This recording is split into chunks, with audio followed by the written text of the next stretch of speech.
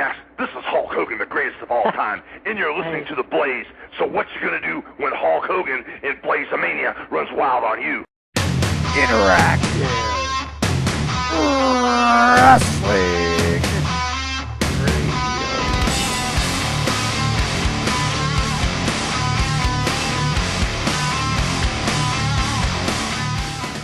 Welcome, everybody, to another edition of Interactive Wrestling Radio here at WrestlingEpicenter.com. I am Patrick Kelly, being joined by Nick Knoll. James Walsh should be joining us in a few minutes. And, Nick, how was your holidays? Very, very good. Holidays were really enjoyable. I had to have a tooth pulled a couple days ago, but otherwise I'm fine. Sorry to hear that, Nick. Was it one of the front ones? James Walsh is actually here. I'm just glad to hear people speaking English on this show. That's all we do. Well, actually, I was in college. James, let me ask you, what was your actual reaction when you heard the intro to our end of the year show? I giggled, actually. It's funny. Yeah. For those who didn't hear our end of the year show, Patrick and I just jokingly opened it speaking very, very butchered Spanish. And for those that do not know, one of James' pet peeves is people speaking Spanish, especially for things that are being broadcast to a U.S. audience. Yeah, it's not. It probably stems again from where I live. I live in Arizona. There's a lot of catering that goes on for the, let's call them the questionable legality minority. A lot of catering goes on around here for them, and that drives most white people nuts. Of course, the white people that drives nuts are usually the old people, but I've been called a crotchety old bastard at age 25 before, so at 31 I'm just a crotchety older bastard. So, Oh, lordy. Well, speaking of people of questionable legality in this country, I was thinking the opening topic this week could be the face turn of one Alberto Del Rio and how it apparently did not count on Christmas since he tried to kill Santa Claus. But that was an accident, Nick. And let's be honest, and, the last two episodes of Raw were really, really bad. Like, really stunningly bad, okay? But I think a lot of that, and I'm not defending the WWE here, but I'm just trying to delve inside their mind and why the shows were as bad as they were. This is an excuse, but it is, I think, an explanation. I think they pretty much took the attitude of, well, fuck it, it's the holidays and nobody's going to watch anyway, so fuck it, let's just do random stupid shit. But the problem with that is, I would have rather they'd done a clip show, quite honestly, because these shows were really, really bad. Random stupid shit like the bro-off? Yeah, but you know what, James? The bro-off was one segment. The WWE did 2 3-hour shows of nothing but stupid segments. I mean, they rehashed, for the love of God, the Mae Young giving birth angle. One of the most hated, despised, trashed angles in the history of the business. Hashed it. And you know what? Mae Young has got to be on the list of people that never, ever, ever should appear on television again. She's 89 years old. She looks demented. I'm sorry, ladies and gentlemen. I'm not trying to be insulting or offensive here, but she looks like Stu Hart at the end, where there were general questions about whether or not Stu had any idea what he was attending. Hey, how you talking? I mean, I'm sorry, Gene. I agree. The blow-off sucked. It was a bad idea, but it was one angle, one segment on a 2-hour show.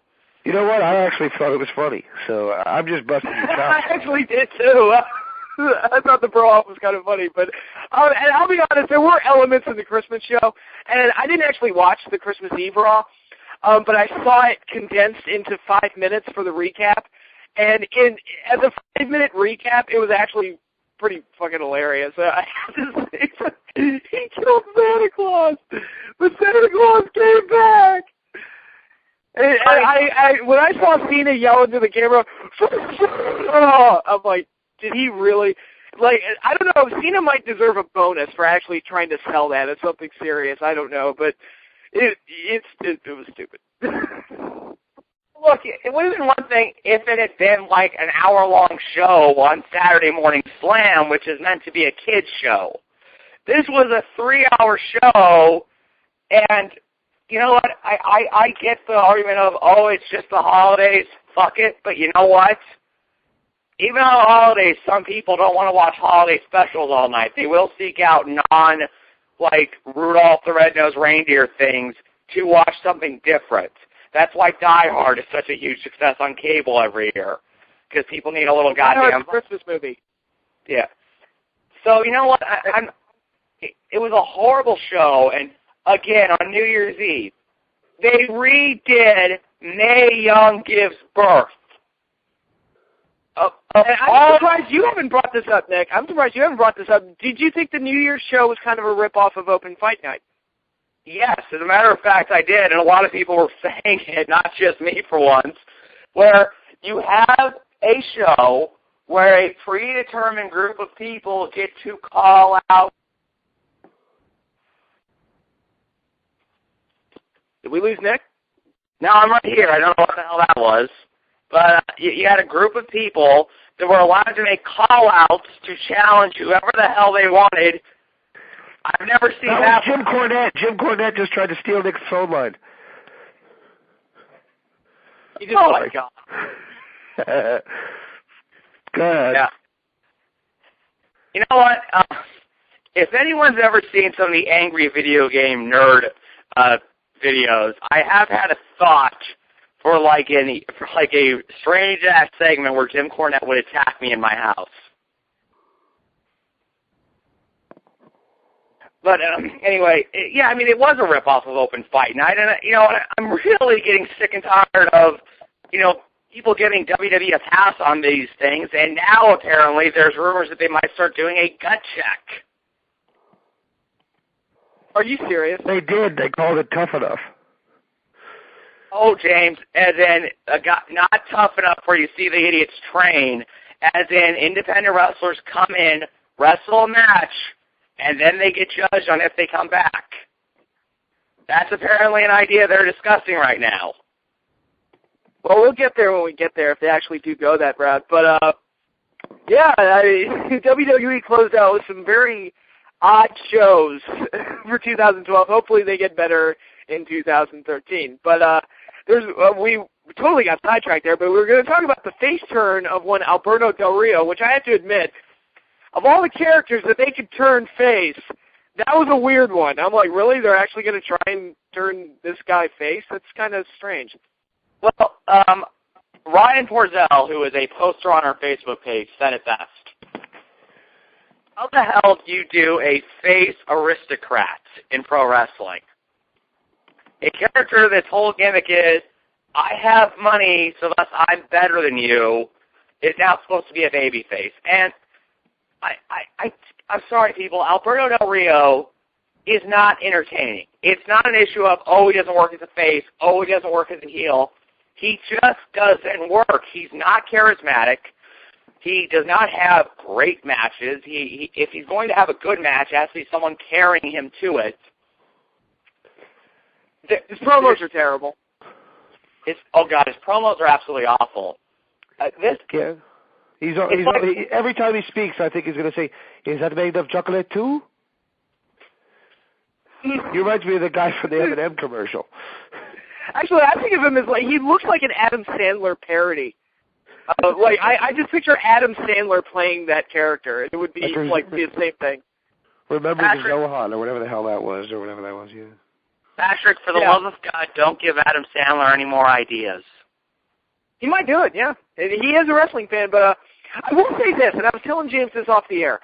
There was, like, a small glimmer of, like, hope for Alberto Del Rio as a face on, believe it or not, the New Year's show. The only part of the show I like. That backstage segment that he had with Ricardo, where he actually showed like genuine concern for him, where it's like, oh, he's actually coming across like a human being for, you know, a minute, which is more than I could say about anything he ever did in his heel run, but, you know. Yeah, and I actually agree with you. When I saw that happen, when he basically came and said to Rodriguez, "You've always treated me with respect. I haven't done that to you," my immediate thought was, holy hell, the blind squirrel found the nut. They just gave an actual reason to like this guy. Yeah, so who knows? It might actually work. If they keep doing more stuff like that, it might actually work. And I think the fans really seem to like Ricardo, and I kind of do too, because he is kind of silly and funny. But there are times where I've said, wow, he's more entertaining than the guy he's managing. But I don't know. Unfortunately, the problem is whenever the WWE turns anybody face, they suck the life out of it. I mean, look at what they've done to Miz. Miz he's a goofball babyface now, and he loves all the babyfaces, and he's just a pandering douche now. And it's like, well, all right. Well, look at Sheamus.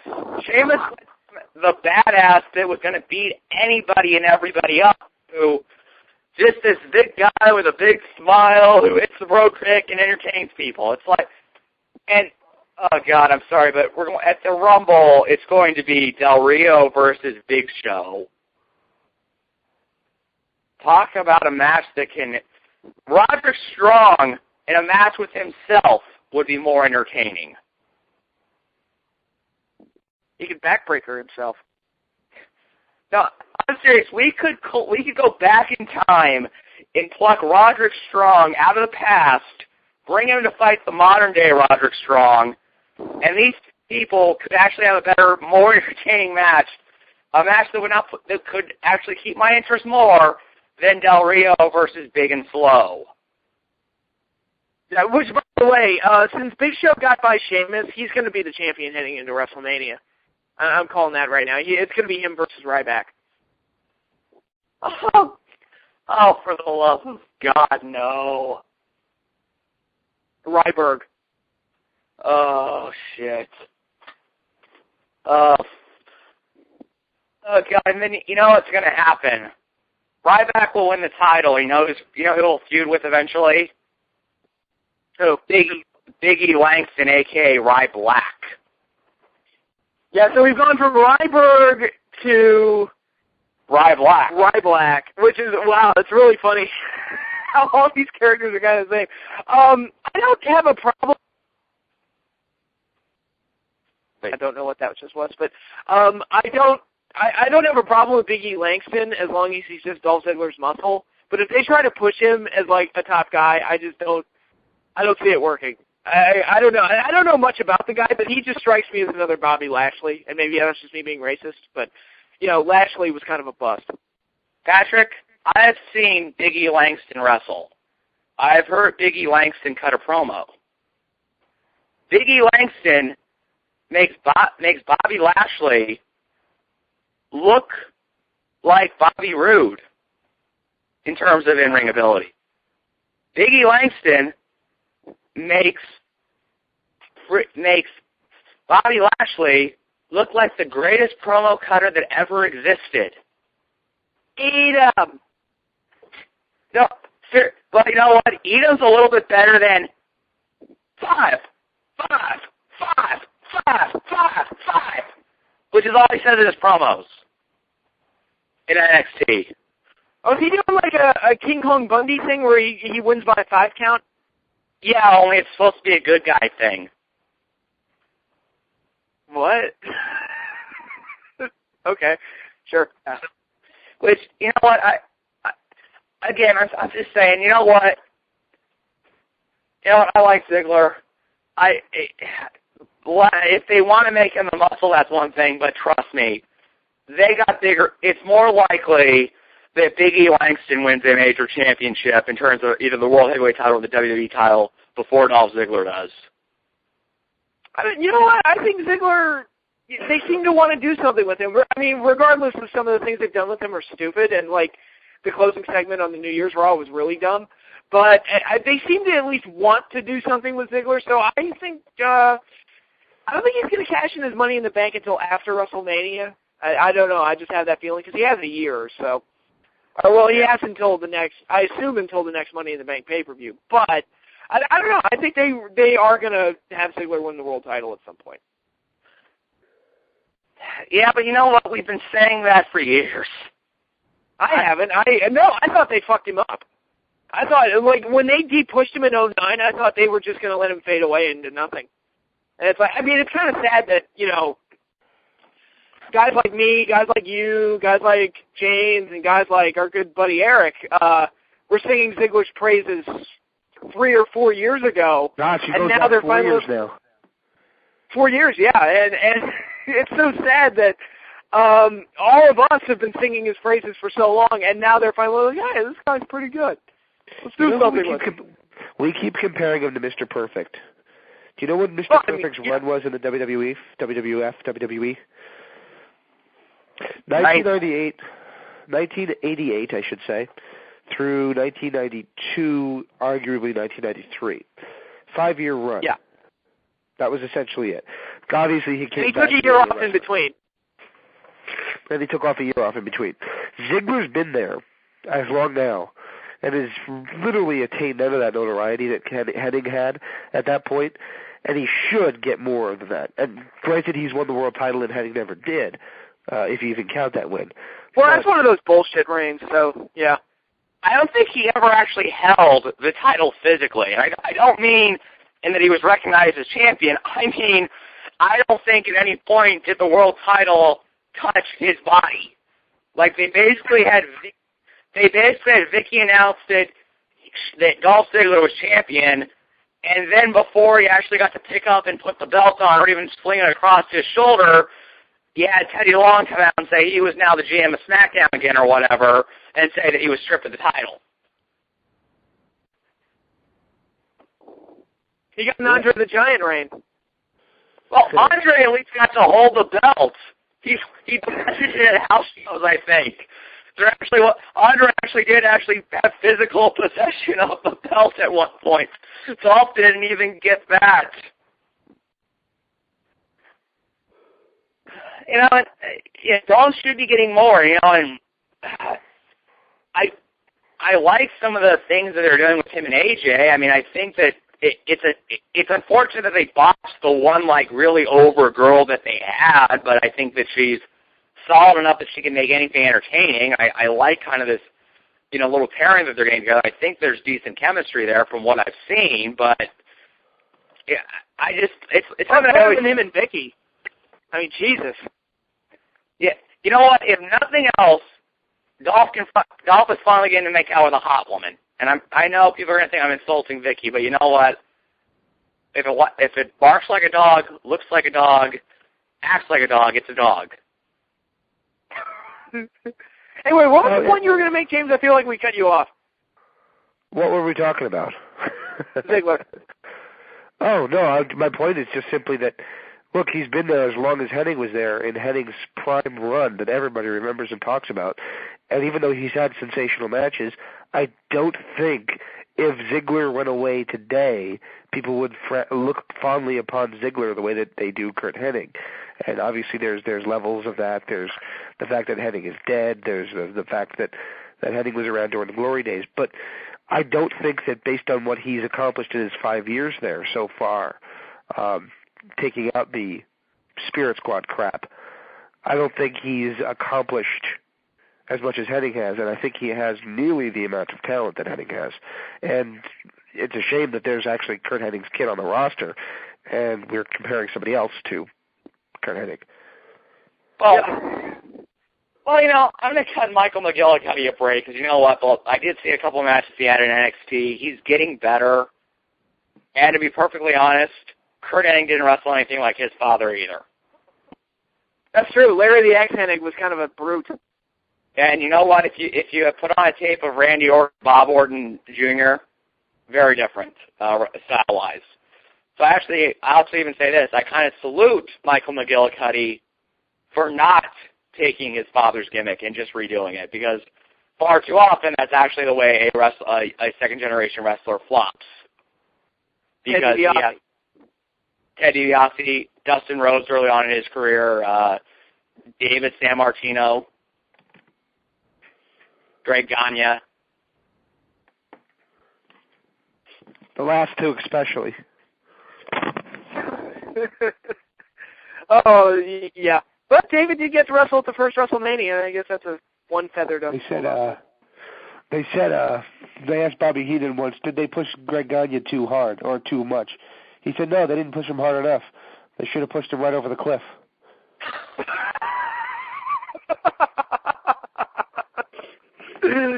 Oh, I love Bobby Heenan. Yeah. But, one thing I want to just talk about is when they apparently turned AJ heel, does that make Vicky Guerrero a face? I think they're going to try and make her a face. I really do think that they're going to try that, which, good luck with that. Oh, God. You know what? People don't boo her because she's a great heel who makes people hate her. They boo her because she's annoying and she's awful and they want her to go away. Well, that's the thing in wrestling that a lot of people don't seem to grasp is that they say, and it happened with Bubba the Love Sponge in TNA. It happened with Mike Adamle. They thought it happened with Michael Cole. They think, oh, the fans really hate this person, so let's push him to the moon. What they don't realize is that the fans hate them because that person sucks. I mean, that's what it boils down to. It's kind of like Rocky Might Be a Heat. It's like, look, they didn't hate Rocky at the time because he was a good heel. He was a babyface at that point, but they hated him because he sucked. And he was just annoying to see on television. And Rocky Maivia is a lot better than a lot of the people I just named. Right, and that's actually a very good transition, Patrick, because, and if you will, hold me for a second, ladies and gentlemen.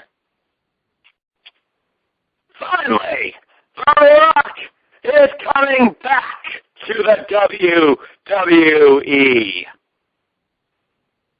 Good. So we're talking about The Rock. He's coming back next week, and I do like that they keep his appearances sporadic because when he does pop up for big shows every now and then, it does make the product more exciting. Right. And if he were there every week, it would just wear out. He would just wear out his welcome.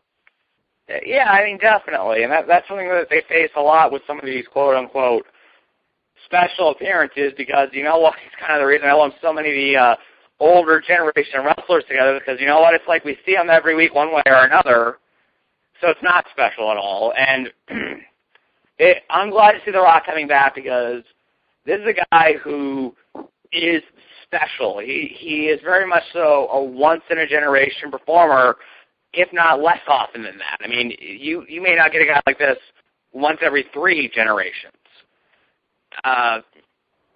So it's exciting to have him come back. There's going to be an energy when he shows up again that just isn't there, with any other person. And, I'm looking forward to what they could potentially do with CM Punk and him because I'll be honest, Punk's kind of getting stale. I think part of that is just the injuries derailing any momentum he had, and the other part of it is people are just waiting for the Rock feud, and it doesn't help the guy he's feuding with is frickin' Ryback. So I'm excited to see what they're going to do with The Rock and CM Punk, but I'll just say what I've been saying all along. God damn, I wish this was the Mania main event.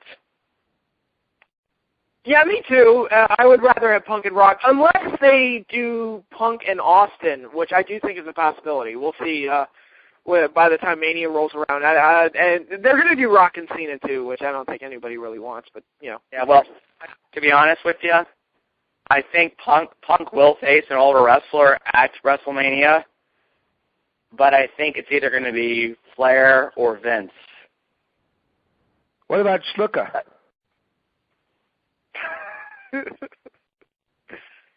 He could do what Jericho did and wrestle 3 of them at a time. Oh, God. By the way, be nice. We're having Snuka on our next show. Allegedly. We are. I got the book. I'm looking at the book right now. We've had him booked on this show 7 times since I started on this website. Well, that's because he kept trying to get me to pay to do the interview. That's a true story. And I have never paid to do an interview ever. And I'm probably never going to. I hope not, considering that we don't make any money off of this show. That's exactly right. YouTube. We're not like it's not like we're on ESPN.com or something. We don't. There's no subscription fee here, folks. We upload this to YouTube or other websites. Well, to be fair, at the time, a lot of websites that were doing radio shows were selling subscriptions, so you had to pay like $5 a month to have access to their interviews and stuff. And while I'm sure they made a little bit of money, the amount of heat that they got from the boys, because they were doing free interviews for guys to make money off of them, was astronomical. I remember that, actually. Yeah. You know what? I'll be perfectly honest. I love a lot of wrestlers, but it's like, really, I don't want to pay money to hear them talk. It's like, or to do an interview that, that I can probably find some way, somehow, for free, like on a show like ours. It's the same reason I don't or will never join, a premium member section on some other wrestling websites. No, that makes total sense. I've never paid money for a shoot interview. I know that sounds horrible, but, any of the good highlights will pop up in text, later anyway, so why pay all the money for the DVD? I think it sounded like they're expensive, really. They're like, what, $5, $10? Yeah. But it depends on who's selling it, and it depends on how much production goes into it. Yeah. Some of the kayfabe commentaries are really cool. Yeah. Well, those are different. They try to either do stuff like the youth shoots where they have fans ask a lot of questions, or they do something like the guest booker where they have a scenario that they ask the guy to explore. Yeah, which is actually really cool. But getting off of shoot interviews, what were we talking about? Yeah, I kind of agree with you that Punk is getting a little stale, and I think the Ryback feud has helped perpetuate that, because I really don't think that Punk needs to face Ryback again. They're going to do that on the next Raw. And I was kind of like, when they said it for TLC, I was like, really? Why are we doing this match again? Because, Punk's already beat him twice, and if he got by him in Hell in a Cell, then he's not losing to him. So why even have this match where theoretically they want to build Ryback up into a big star? And like, all right, whether we like him or not, all right, that's what you want to do. Why do you keep putting him in situations where he's going to lose? I mean, it's like, because he's not going to beat Punk. I'm just telling you, all you people right now, that's not going to happen. The Shield is going to screw him over, and it's going to be Punk and Rocket not Mania, at the Rumble. That's what it's going to be. And if they don't do that, they're stupid. Because I don't think anybody wants Rock versus Ryback. Okay? Unless that's kind of the route of getting to Punk and Rocket Mania, so who knows. But, I mean, there's just no reason to do that match. And I think that, they've basically taken the feud going into Hell in a Cell, and they've stretched it out into 3 months. And I'd much rather see Ryback keep working with the Shield, because I think they have done some good stuff with that. But, I just don't see any reason to do this TLC match. Not saying it'll be a terrible match or anything. I just don't see the point, because we all know Punk's going to win. So, I mean, I think part of the problem is, in 2012, the WWE doesn't understand that a card can be more than just its main events. They don't. I mean, we see. This is something I talk about all the time. We don't see enough mid-card stories. We might get things slapped on the mid-card, like, oh, hey, Antonio Cesaro versus, who would be good? Kofi Kingston. Go out there and wrestle a match. That's almost the mid-card booking these days, ladies and gentlemen. There's no card for Ryback to work up.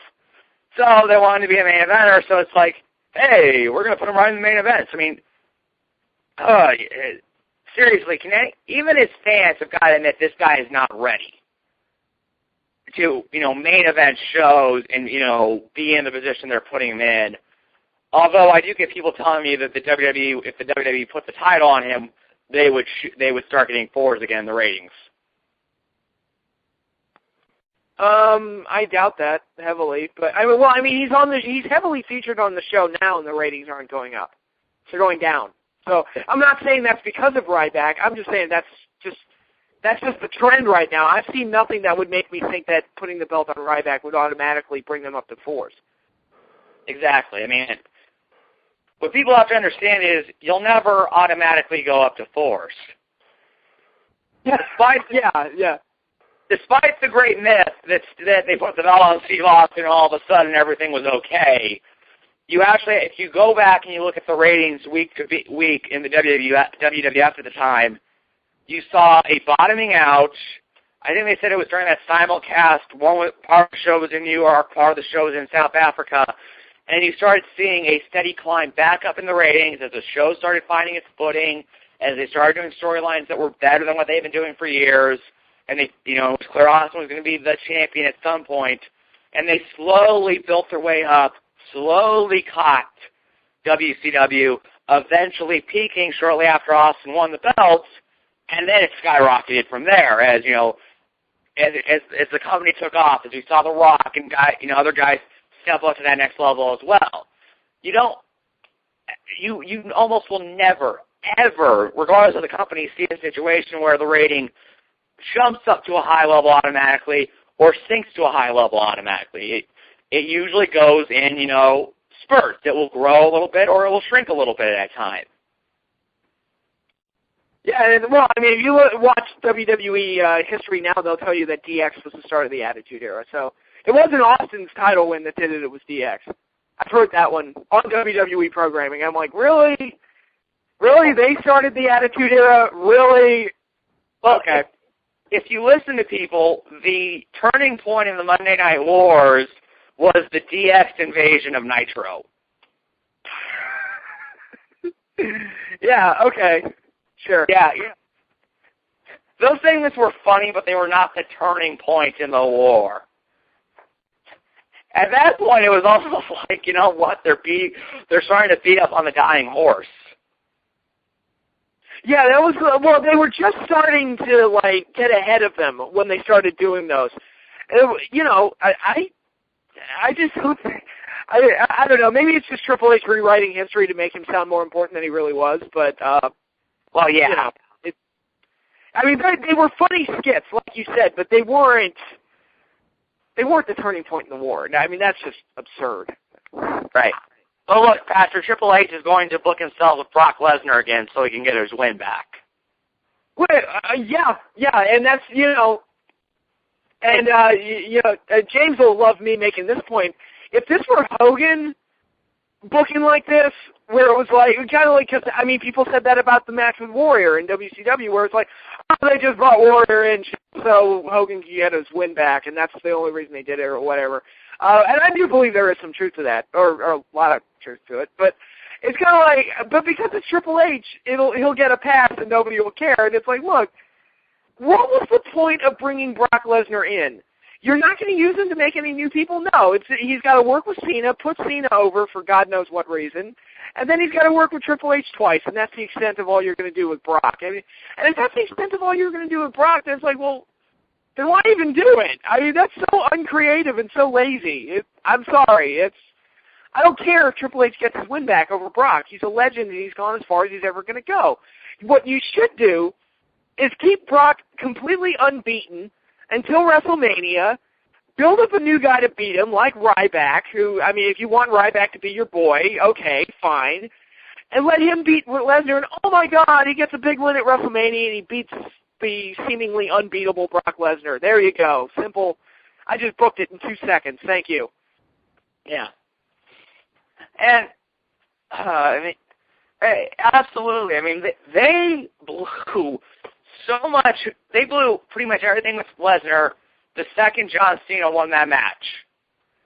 Because they were doing just fine. He was beating up Cena. He was getting the best of him. And then Cena wins. And it's well, that was pointless because now he's just another guy that lost to Cena. And then they were trying to hype him up as still such a legit badass. I'm yeah, but he lost to Cena, just like everybody else.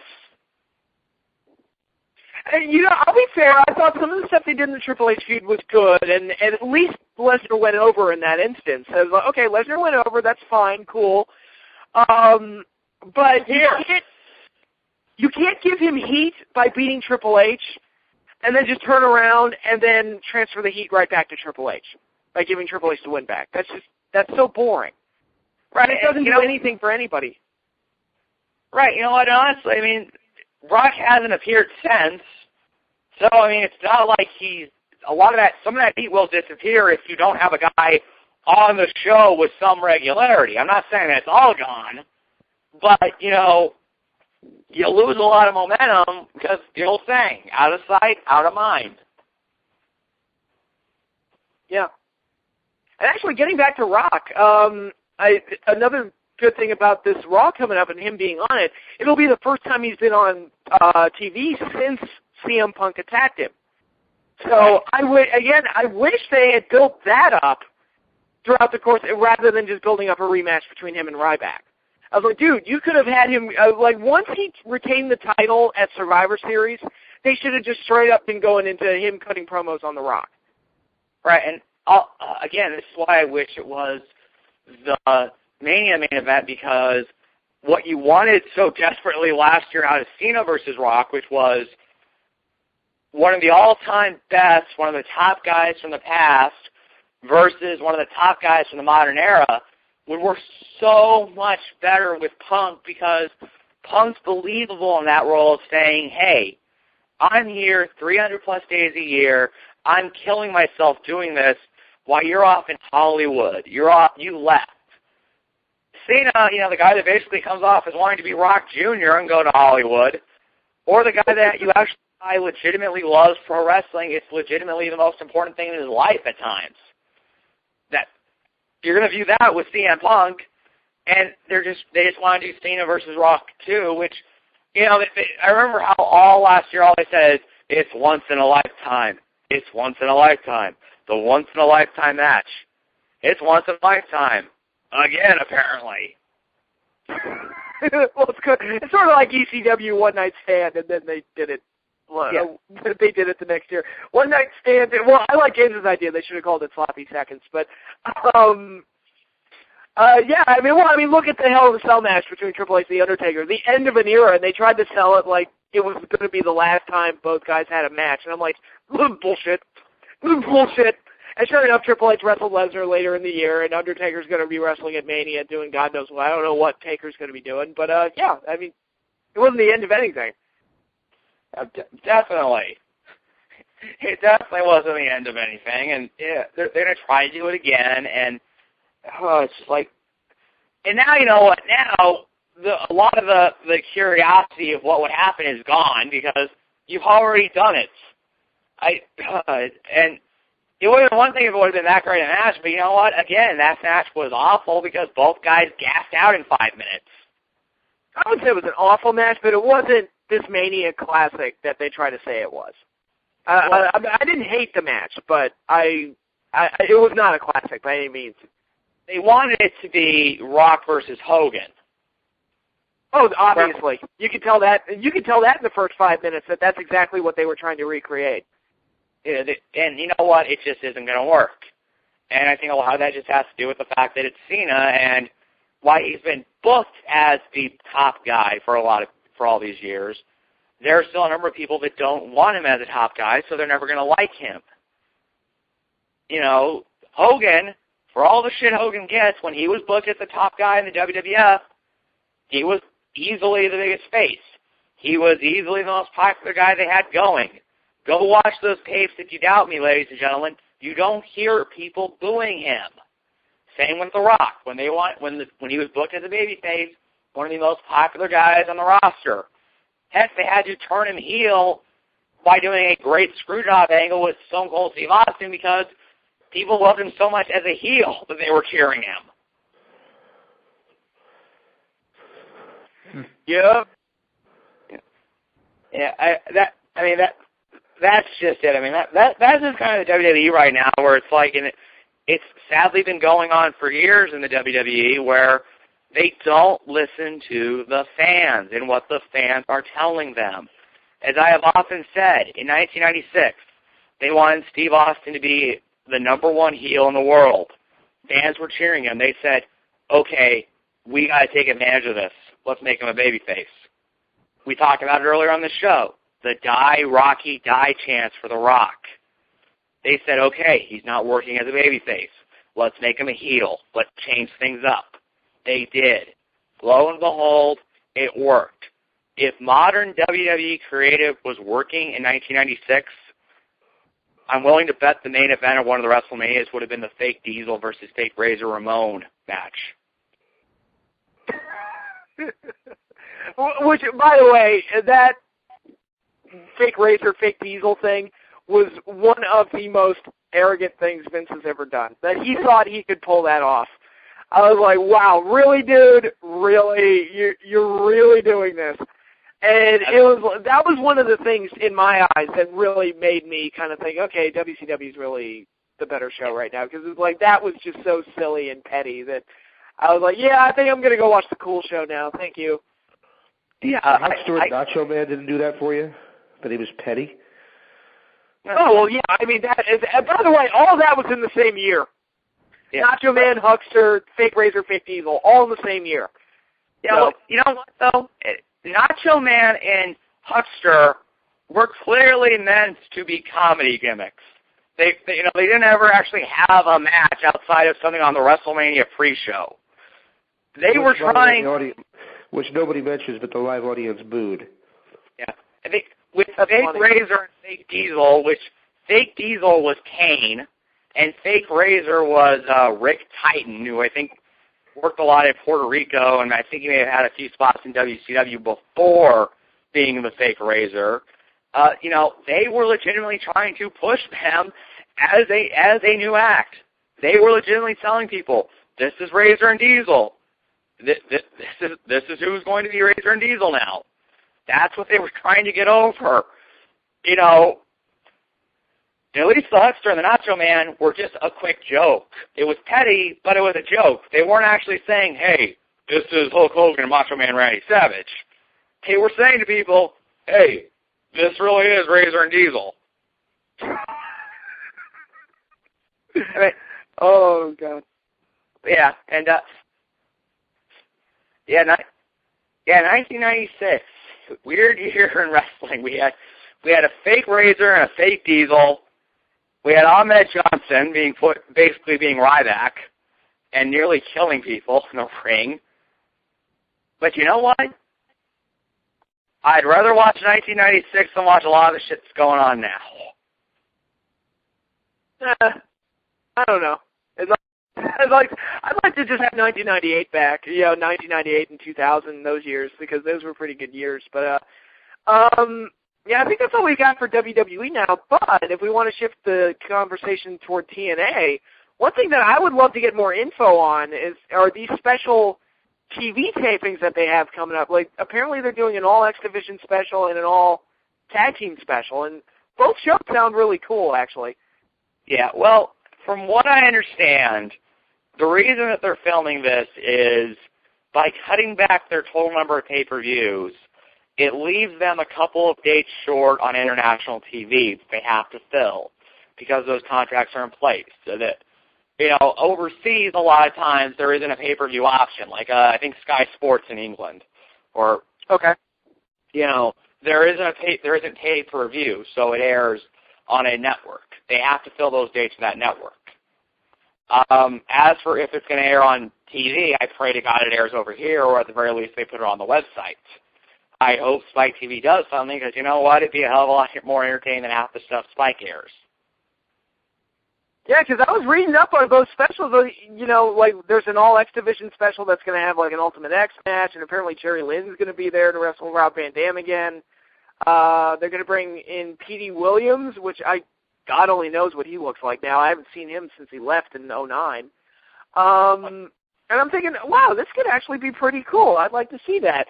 And the tag team special, it looks like they're going to make a bunch of, mongrel tag teams out of big superstars. But again, that could be a lot of fun. So, I don't know, might work, might be fun. And it's like, I'd actually like to watch those shows. Are they going to air in the States or what? I'd love to, because I'll say it right now, I'd actually would enjoy seeing them.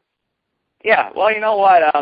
Despite how often it gets bad, one of my favorite old gimmicks was the Lethal Lottery from WCW, because you had some pretty interesting matches that came out of that. So I'd love to see this, and hey, I love the X Division. I do want to see, and I would love to see more TNA. So hopefully Spike will pick this up. of course, this is Spike TV we're talking about, so I don't have much faith in them. They probably have a show about tattoos they have to run. Oh, that reality show about Ink Masters and shit, yeah. But now apparently they have another one about covering bad tattoos. That's interesting. I really want to know this. What used to be the National Network now has a bunch of shows about tattoos. Discovery is now all about gold mining, and A&E, which used to be art and entertainment when I was a kid, is now all about buying storage lockers. It's amazing how things change like that. I mean, well, look at MTV. When was the last time you saw a music video on MTV? I honestly think it was the Fatboy Slim video with Christopher Walken.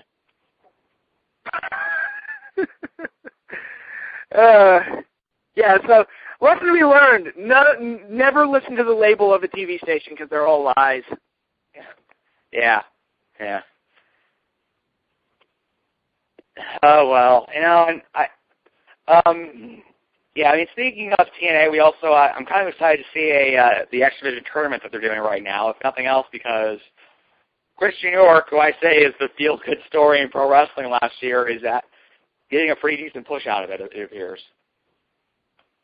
Yeah, and I've said this before with, different women's divisions and tag team divisions and the X division, you need bodies and you need depth. And it looks like they're at least trying to make it look like the X division has depth, because for a while it just looked like it was Rob Van Dam and whoever he's facing this month, and it kind of got into that pattern. And before him it was Sema Ion and whoever he's facing this month, and that was the whole division. Now it's like, okay, we're getting a few extra bodies in there to at least pad it out a little bit. And hopefully they're able to, make something good out of it. Right, and definitely, as always, we always love watching him. Joseph Park apparently is heading back to the Impact Zone. What?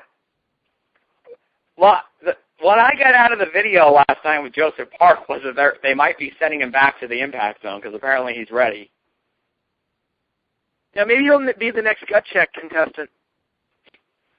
That, would be funny. I'm sorry. I love Joseph Park. I think that'd be funny.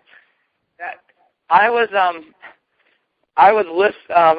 follow him on Twitter, and I don't know if it's actually him that runs it. It's a verified account, but I don't know if it's someone from TNA Creative doing it or if it's actually, the Mr. Parks himself.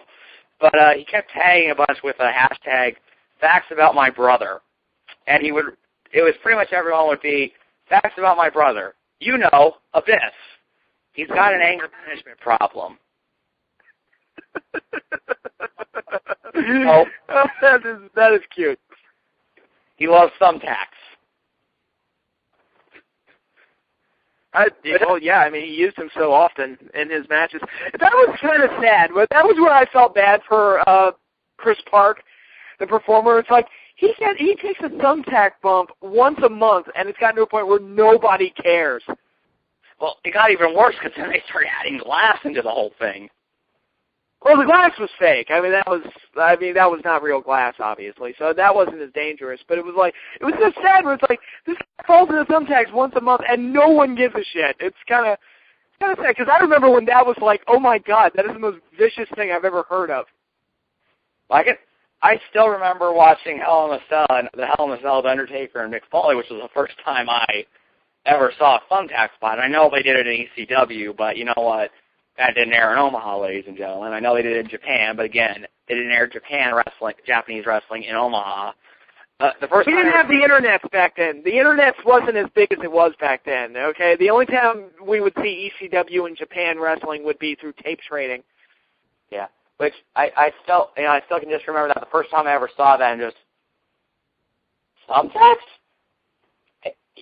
He actually landed on thumbtacks, seriously. Yeah, just that famous image of Foley half unconscious, bleeding profusely, and a tooth coming out of his nose, and that weird smile he had. Yep. Ugh. Yeah. So yeah, we got off track again, but you know that's this show. Yeah, is there anything else we need to talk about? Or are we done for tonight? Well, I will say this. Last night with the Aces and Eights, you know, when they had, you know, another unmasking, one thing I like the TNA has done is they've built up the concept of these masks so well that even getting one off of a member is considered a victory for TNA as a whole.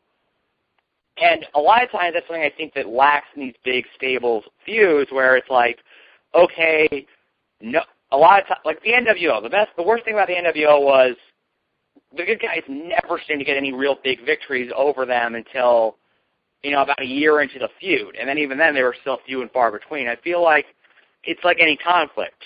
You need to have both sides winning. And it feels like, okay, maybe the Aces and Eights took the war tonight, but TNA took it the next night, you know, because I like that kind of stable back and forth that they're doing with both sides of the issue. My problem with it, and right now, and you know, not necessarily with this week, but it does feel like the Aces and Eights have been losing a lot lately. And it's like, you know, you want these guys to be thought of as a threat, and I can't remember the last time I saw any of them win a match. Or you know, probably not since the last major victory they had was probably when they beat the shit out of Eric Young.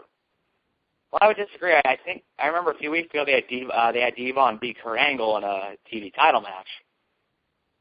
I don't even remember that. It's fun. It's sad how many of these just kind of run together, but it just feels like they've been losing a lot. Like, when was the last time Doc won a match? Has he won a match since he's been there? Not really sure. I think we're going to get Sting versus Doc in the next pay-per-view, and if I was booking it, what I would do is I'd have Doc cheat to beat Sting. I'd have, you know, have it be like Sting sets up for the Scorpion Stinger splash, and he comes charging in, and Doc has the hammer, and he gets it up, and Sting bashes his head into the hammer, and he knocks himself out, and that's how he loses. But we'll see. Unfortunately, they try to keep Sting looking strong, which sometimes costs people long-term. Yeah, well, I mean, having faces win a lot does cost a lot of people long-term. We talk about that all the time. Yeah, but you know what? At least, I'll say this, at least Sting sells for people, unlike John Cena. Actually, Cena did another one.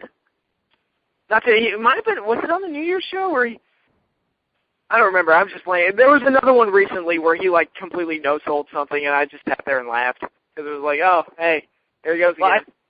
On the New Year's show, he and The Miz teamed up to face Rhodes Scholars. So right. when Cena no-sold some of Sandal's moves. Oh, okay. Yeah, that's probably what I was just thinking of. Yeah, which by the way, you know what? Rhodes Scholars, I'll say this, is something I really like watching. I think they're a good team. I think they have a lot of potential. You should be building them into the strong heels that are going to upset Team Hell No, but it's like you basically turn them into primetime players. They lose every single match except for the number one contenders matches. Yeah, that's not a good way to keep somebody going long term, but I've really come to like Sandow. I think he's hilarious. I think they should showcase that team more. I'll say this. I got to give Damian Sandow credit because he has actually been in the WWE developmental system a very long time. He was in that tag team where Michelle McCool was their manager? Yeah, the Teacher's Pets.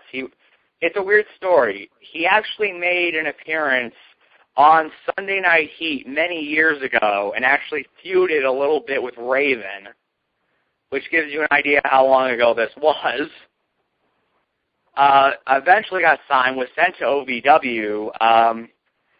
He actually had a pretty good gimmick, which I'm surprised they didn't run with because they were still doing Attitude Era style stuff, where he was it was implied that he was having three-ways with Beth Phoenix and Shelly Martinez, which by the way, I have some of those old OVW tapes, which it was actually a very entertaining gimmick.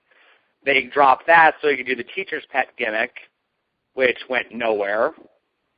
And then they sent him back to OVW, where he actually turned face, and then he got fired, and then they brought him back to work in FCW, and fortunately now he actually has gotten another chance on the main roster. Interesting. The whole career of Damien Sandow summed up in just 5 minutes. Patrick, that was a lot less than 5 minutes. Okay, 2.5 minutes. Patrick, to be honest, that wasn't even, I don't even think that was 90 seconds. All right, well, fine, whatever. Yeah, well, we do like you, Sandow, if you're listening to us. We do like you, and we wish they would do more with you. Yeah, well, give him promo time every week because he's really funny. But I'm getting exhausted, so I think we're just rambling on now. So I think it's about time for us to go, unless there's any other point you want to make.